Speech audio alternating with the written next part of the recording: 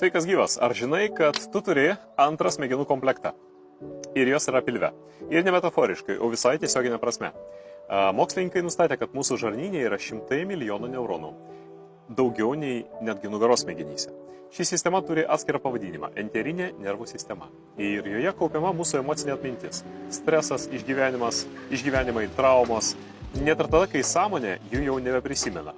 Todėl neurocoachingė mes dirbam visais 3 lygiais vienu metu. Su sąmonė, tai ką žmogus supranta ir valdo. Su kūnu, nes būtent jame gyvena emocijos. Ir su pasąmonė.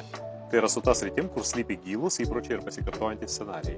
Įsivaizduokit save kaip kompiuterį, pavyzdžiui. Sąmonė tai kaip ekranas, kur vaizdas visą laiką keičiasi. Kūnas kaip techninė įranga, kurie keičiasi, bet ne taip dažnai. O pasąmonė kaip operacinė sistema arba biosas.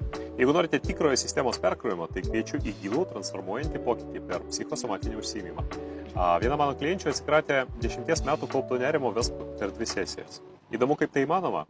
Kviečiu pasižiūrėti kitą video jau rytoj. Spauskit patinka, prenumeruoti, toliau bus dar įdomiau. Jūsų neurokaučas Dmitrijus.